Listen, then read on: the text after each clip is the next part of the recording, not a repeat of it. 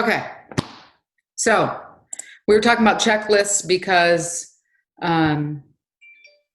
Jean is doing her first transaction and she's finding that she's kind of scattered and isn't sure what to do next, right? So it actually falls perfectly in what we're going to talk about today. So I'm going to go back to sharing my screen.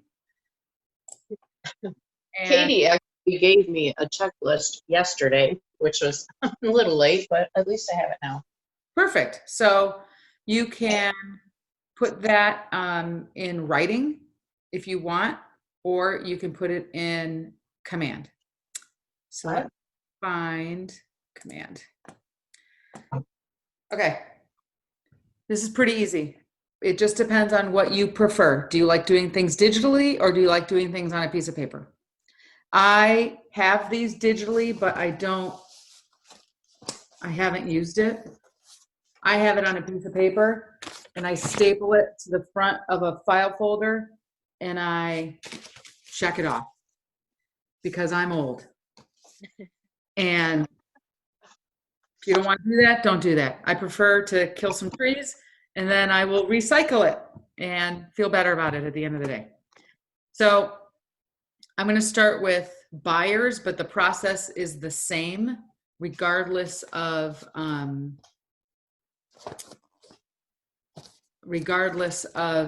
if it's listing or buyers. The process meaning how to create the checklist.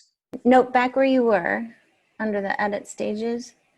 And then see how under the checklist it's blue. Oh my God. You're right. You're right. You're so smart. Okay. SMRT. So the problem with appointment kept is we don't know if they signed with us or not, right? So we could say, send a thank you card, right? That could work. What else would you do after you kept an appointment with them? Maybe make sure you put a follow-up in to touch base, with them. And I don't know, however long would be a good time, a couple weeks or a week. I don't know how long is a normal time. I would say 2 days. Okay. Just because maybe they already signed with you. I don't know. You're so smart, Tammy. It's like it was right in front of me and I'm like, why isn't it working? It's always harder when you have a audience to find stuff. So there you go. So it's stuck with her. Yep. Okay, I like that. Yeah, right. that's kind of cool. So if you're a digital person and you like to do that, then that works for you. So things start getting crazy though once you're under contract. That's when we all start losing our minds, right? So this is for, what do I have it for? This is a buyer who's under contract or escrow. I don't even know why it's called that. I personally wouldn't call it that, but so I would then say, let's edit stages. Actually, I'm going to change the name of this. I'm just going to say bottom line contract. That helps me, right? So what would I do once I have a bottom line contract? What would you guys do first? Anyone?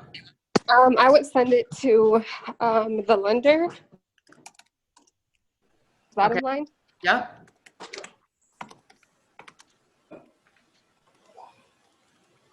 Okay. What else? What do you do next? Submit it to your title company. First, I would schedule the inspection. Oh, okay. Right? Some people don't send anything to the title company until after the inspection because they want to make sure it doesn't fall apart and they don't waste anybody's time. I usually send it right away. That's just me. And I don't know, maybe the title company sits on it until after the inspection. I don't know, but I send it right away. What else might you do? how about, again, it's up to you if you want to wait till after the inspection or not. But you could start entering it into command, right? In little bits and pieces. At least you're keeping track of something. EMD. Yes, nice. Collect the EMD and turn it in.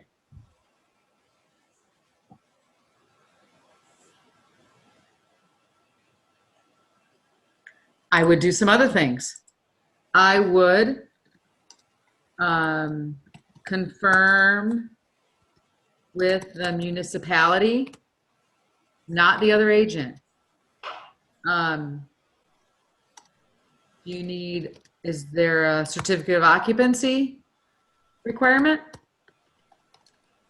Because that'll bite you in the ass. And it has to me, or most people.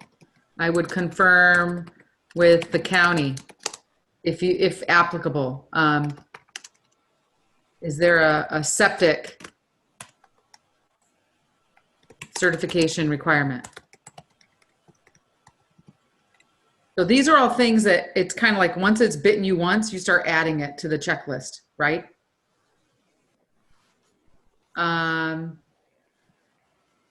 Anything else anybody can think of? At the beginning, that's probably pretty good, I think.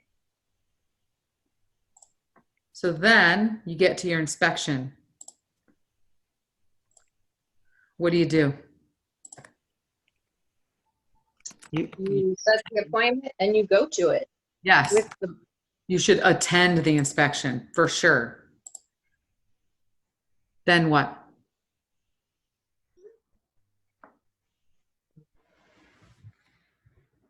Review the Isn't report. there a form that you have them kind of initial that you're either going forward or you're going to take the option to not? I think we just went over that at Pete's forms, but I can't remember the name of it.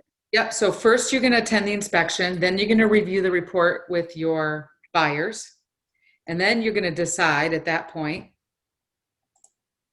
are you going to accept or are you what's called satisfied or dissatisfied, right? Satisfied or dissatisfied. Dissatisfied with the findings. I know I misspelled everything. Gosh, terrible. With dissatisfied, right? right. Right. So then you're gonna generate an addendum. Oh, the inspection contingency addendum. Correct. Yep. So you're gonna generate the addendum to be signed by the buyers. Whatever it is, doesn't matter if you're asking for money or not, you have to generate something that says you're satisfied or not satisfied. Well, I guess if you're satisfied, you don't have to, but it is safer to dot your I's and cross your T's, right? Send addendum to listing agent, and then receive addendum signed by sellers, right? Did you get that? Then what are you going to do? Once you receive it assigned by the sellers, based on the checklist we had in the previous category, what would we add here? Your signature, don't you have to bottom line it? You've already bottom lined the, Okay. Send So- an update to the lender. yeah, well, maybe. Right? We don't tell the lender about repairs. We only tell the lender if there's money involved. But we would definitely tell the lender that we're good to go, for sure. So I would say submit full contract to title if you didn't already, right? Maybe you already did. With all addendums. Submit full contract. Right, and then I would advise lender of status in general, right? So if the lender knows that everybody's good with the inspection, then he's going to order the appraisal. Right? Yes. Okay. So I think that's probably it at that point, unless, I mean, again, if applicable, coordinate quotes, service people, etc. I mean, you know, because we don't know what's going to be going on. If you have to get a quote for a roof or you have to, you know, we don't know. So save that. So now you're getting to the appraisal. Now this is for a buyer, remember. I'm going to go right here. So confirm with the lender that the appraisal has been ordered.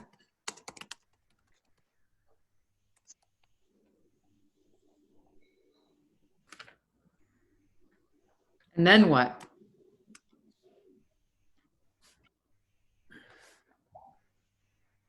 We wait for the appraisal, but Yep. But you should follow up, right? So if he tells you it's been ordered,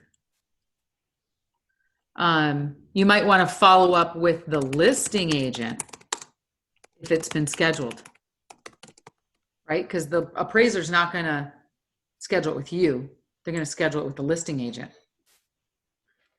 Once you know when it's been scheduled and when it's going to happen, then you can follow up with the lender maybe 4 days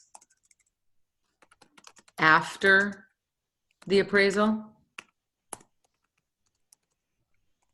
just to find out for the results. Sometimes it takes a week, you know, but you just start following up until you get it. Then what would you do? So you get it, then what do you do? I would also add something in here about the buyers, just like, because this is like, I feel like a weird quiet time with them, but Good idea. trying to like keep them in the loop. Good idea. Touch base with buyers and communicate appraisal scheduled date, right? And timeline expectations. Let them know that it's going to take a week to 10 days before you hear anything back. That's a good one, Megan. Thank you. What else do you guys think?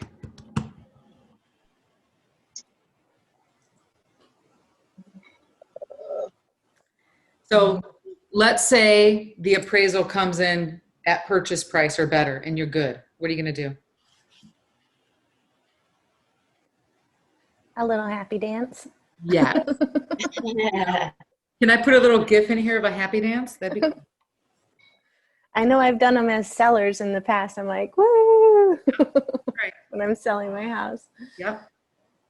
So I would just say you communicate the like the pass or fail, right? To the listing agent.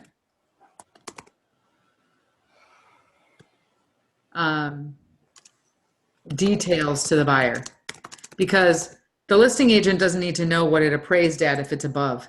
It's not their business, quite frankly.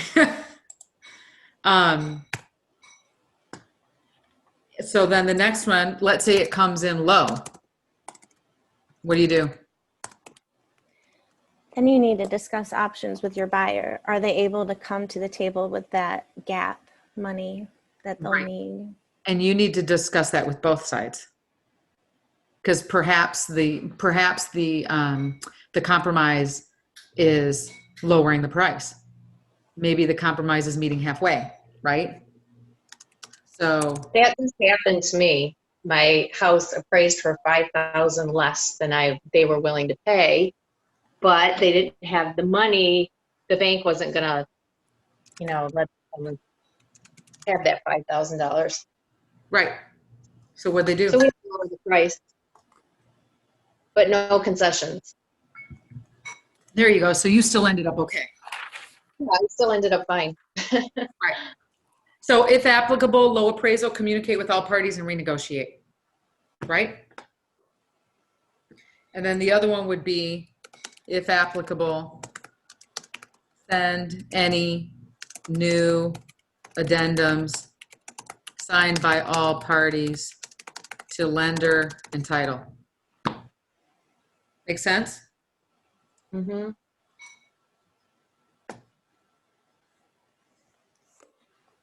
So I would add at this point, add all final documents into command opportunity, right? And submit to MC. Just do it, let them look at it, and they'll tell you if you're missing anything. So you're doing that early on while there's still a couple weeks, 3 weeks before closing. So if there's any little weird hiccups, it's not like the day of that you got to start scrambling and getting signatures for something. Just throw it in there and let them look at it. Because also remember, they're reviewing opportunities for the whole market center. They can't just look at anything we send them that second. They do, and I don't know how they do it. I mean, they go through stuff pretty quick, and I don't know how they do it. But, you know, give them that breathing room as well. Okay, so financing. So now this is your buyer. What would we do after all of that? We would confirm the lender has all necessary documents from me. I mean, I can only do so much, right? Then what would you start doing? When it has to do with, now it's in that hurry up and wait stage, right? It's an underwrite, everyone's just kind of hanging out, waiting to see what happens. What's your job in the process at this point?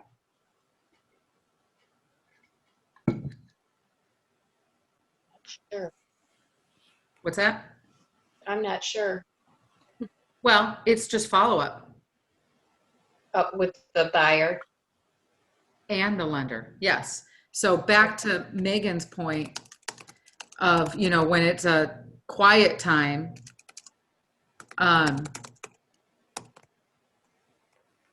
you got to keep in touch, right? Because then they don't hear. You've been talking to them every day, multiple times a day until now, and now you're not going to talk to them for 10 days. See you, bye. You know, who knows? There might be little things they still need to do. They need to figure out. They need to, you know. So keep in touch with them. Yeah, What I about, think Megan like- has a good point, because I think they start getting nervous because they're not familiar with the process. So just touching base and letting them know the expectations, it can make a big difference in their anxiety levels. That's right.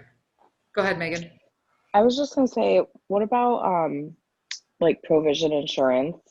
This maybe would be back a few stages, but like giving them a heads up that Haley is gonna reach out to them, because I personally didn't know that on my first deal, and then like my buyer was like, someone from your office like reached out about insurance. But you know, they don't, I'm like, they're what? not supposed to reach out unless you sign and checkbox that line that says they can on the disclosure. You know what I'm talking about? Oh, yeah. I thought I was told that after we submit an EMD, she reaches out. Maybe she does double check it against that paperwork, but either way, and I think lender, right, should be the one talking to them about homeowners insurance, but just making sure that's, I guess, another touch point with your buyer during that quiet period. Like, okay, you've got your homeowners insurance set up, you know. So I thought you were going to say something else, but you're right. Okay, so advise the buyer that provision insurance may be reaching out to them. So you can also move these around, right? Like maybe that's up here at the top. What I was going to say is, as part of our due diligence, maybe back here in the bottom lined area, you know, where I said confirm with the municipality and the county and all that stuff, we could contact Provision and run a clue report, Mhm. right? Yep. So a clue report, for anybody that doesn't know, is they will go back and they'll look at any claims that have been made in the past 5 years. So if there was water in the basement and they made a claim to replace a bunch of stuff, you don't know exactly what they did, but you know that it was a $5,000 claim and it was water damage. Maybe on their disclosures, they just said there was a small leak and it was taken care of.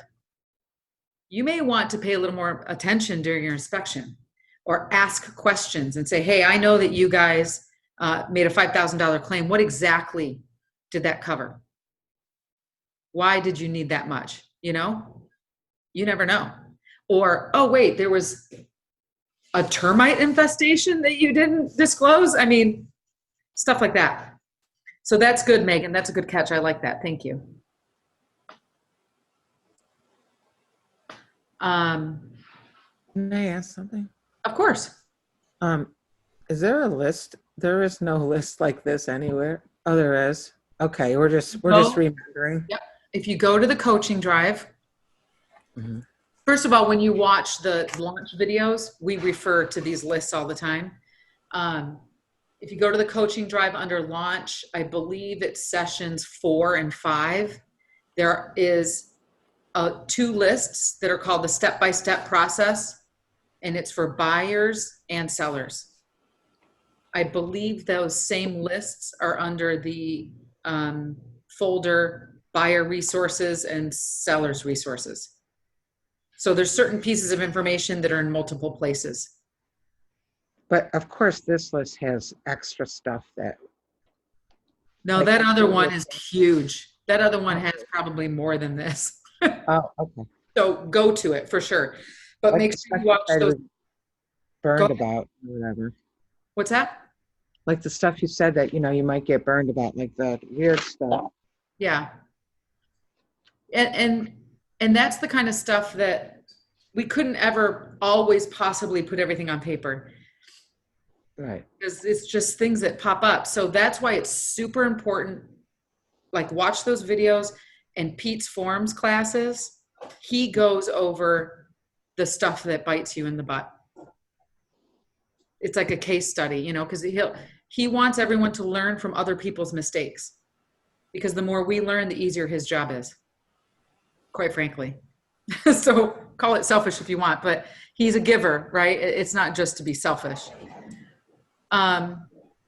So what happened to all the stuff I put in financing? Did I not save it? Ah, dang it. All right, well, I don't have time to do that one again, but you guys got the point. Yeah. So then part of what we would add on financing, I'm going to add it now anyway, would be follow up with the lender on underwriting, right? You want to make sure that you have an idea of when they're going to get it clear to close. Like, start doing that, 7 to 10 days before your expected closing.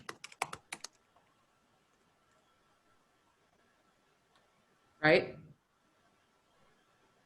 And that's when you start to become like white on rice. You have got to stay on them. And you will get to know which companies and which lenders communicate better with you and which ones you just have to be all over. Which is why it's so important to have a good relationship with a lender. Find somebody that you work well with. Because this is where your hair will turn gray, potentially. Right? Yeah. Too late. Will some buyers come in with like a pre-approval on their own, and then Yep. you have to go with their lender? It's up to them who they use. You can always suggest to them, like if they come to you with some pre-approval from some fly-by-night online thing, you might say, why don't you also talk to this other person? Because I am confident that they do a really good job, and I don't want you to get caught with being just a number that gets shoved into a pile somewhere, and then we have trouble closing the deal. Because that happens, you know?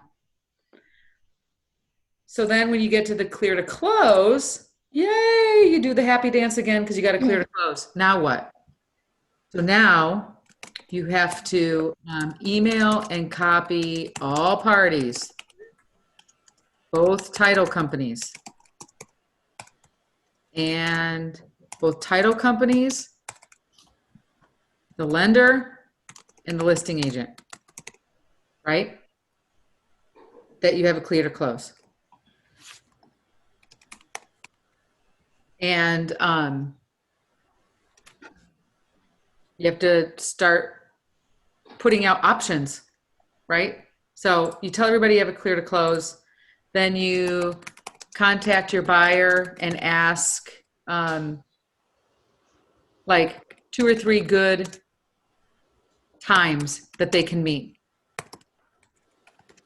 right? Because you want to have some options, you want to have some flexibility, or else you got to keep going back and forth. Can you do this time? Can you do that time? Can you do this time? Can you do that time? That's annoying. It's stressful. And you start running around chasing your tail. So if you can get a couple good times from the buyer, like ask them to rate it first, second, and third. What's your preference?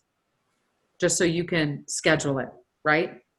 And then you have to try and schedule the closing, right? With everyone.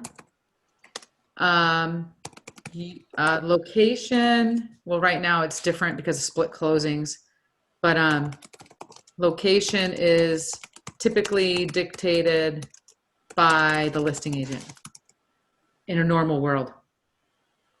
But the title company will let you know that, right? And then you're gonna confirm the scheduled time, date, and location with all parties. So now here's another one. Confirm with seller, with listing agent, that the sellers are transferring utilities, right? And the date. And then you want to direct your buyer to transfer the utilities on the same date. Make sense? Mm-hmm. Does the seller have to know the buyer's name for that, or what like information do they have to give? Nothing, because it's just with the property. Okay. They just have to call DTE and say, I sold my house. Somebody's gonna be calling to transfer it into their name on this day. Okay. Because both parties have to do it. Cool? Cool. That's one that I always forget till the last minute. I'm like, oh, good. Yeah. Do you, as a buyer's agent, confirm with the listing agent that they ordered the final water bill? Good idea.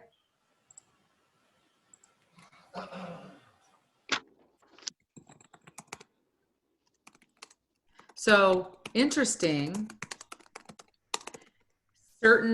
I wonder if this should go here or if it should go under financing, although I know that we don't have a date. So I guess it does need to go as soon as you have the clear to close. Because some cities will make you wait 10 days. Yeah. Some can do it 2 days later. It just depends. Yeah. So this is by no means totally complete, right? Because we're just kind of doing it off the cuff, but it's pretty close. And if you like the digital format, you can just go in here and keep clicking these things off. And you can change the order and you can add stuff, take stuff off. So it's kind of cool, right? Yep. Mm-hmm. Yeah. Yeah. And I wonder, I don't think you can print it because that would be cool too. But I don't think you can. Anyway. Eric, check the time. What's that? Did you check the time? I did. I gotta split here in a minute. Thank you. Any other questions? I know we had like a bumpy start, but Sharon, you said the big thorough list is in the coaching folder. Yes. Yep. Okay. And it's detailed to ad nauseum. It's like, oh my gosh. but you can pick the things that you want to put on there. Right? Yeah. Was this helpful at all? Yes. Yes. Very. There, yeah. Is Lachey still here? Or did she leave? She left. Okay. All right. All right. Thank you. question. Have a Thank you, wonderful day. Sharon. Wait, who has a question? Does Pete's forms, does he like do those over and over again? Like I was in one of them, but then I missed the last So, one. First of Are all, there videos of all, there videos of all that? what's that? Are there videos of all that saved? They're all recorded, and he starts at the beginning of the process, goes through the whole thing, and then starts all over again. When I started going to Pete's Forums, I went for a good 6 months, never missing a day. Same with It, me. Wow. it's not a wow. I mean, you should. It'll give you a confidence. That's what gave me the confidence to go up to people and say, I know what I'm doing. And don't feel like you have to wait till like he gets back to the beginning and just No. start going. Yep, it is huge. I don't know. I think there's another brokerage that does something like it, but not like we do. And there's only one other one that I know of. But not like we do, not like Pete does. If you guys have not gone to the front desk to get a binder, they have them set up for you with all the blank forms so that you can follow along during the class. And take notes, like write in it. Yes. I still refer to it when I'm like writing Yeah. something up. I don't refer to mine anymore, but I still have the binder with a bunch of notes because he'll say, word it this way, word it that way. And I've got like stuff scribbled all over the place. Mm-hmm. Yeah, for sure. All right, I got to run. I'm going All to right. edit this and Sharon, are we still jumping on at 11 like with Matt or no? My intention for this was not to, so I don't Okay. know. And I guess Okay. maybe I didn't do a good job. I thought putting it on the Facebook page was enough, Yeah. but Okay. that's only as good as the people who check the page, right? Because Yeah. you might want to jump on and see if anybody else shows up, but this was Okay. supposed to be what we did. So I would. Okay. Well, this was helpful. Thank you. Okay, good. I'll see you guys later. All right. Have a great Bye. day. Bye. Bye, guys.